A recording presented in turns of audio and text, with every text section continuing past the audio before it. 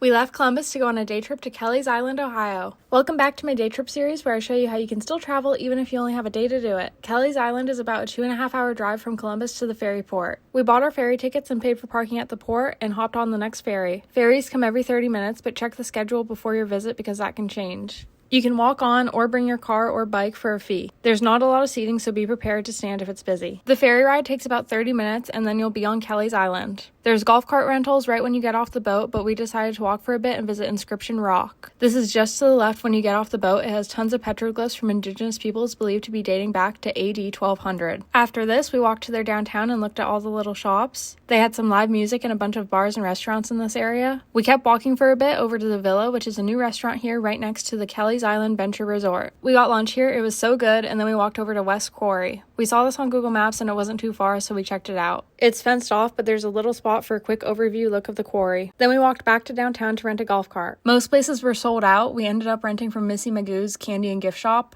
Their golf cart rentals were $14 an hour for a 4-person golf cart or $21 an hour for a 6-seater. They also did bike rentals for $5 an hour. We had to wait for a bit, but then we got our golf cart. I'm not sure if the island was just super busy on the day we went or if it's always like this, but I definitely recommend being prepared to not have a golf cart or having to wait a bit for one. Our first stop after we got our golf cart was the Glacial Grooves Geological Preserve. These glacial grooves are 400 feet long and up to 15 feet deep and are considered the largest and most accessible in the world. Then we went to look at the beach. There's campsites right along the beach, which would be so cool to stay at. This was a really nice place to relax for a bit. We drove by the airport. This airport is really cool because you need to stop before crossing to make sure no planes are coming. We were hoping to see a plane land, but we didn't this time. We drove over to the Charles Herndon Galleries. The inside was closed when we got there, but there were tons of art pieces and sculptures outside. We kept driving, visited another beach, this one you could see Cedar Point from, and returned our golf cart. Then we got on the next ferry, got back to our car, and drove home. That's how we spent a day trip to Kelley's Island. Make sure to follow me for more day trip videos.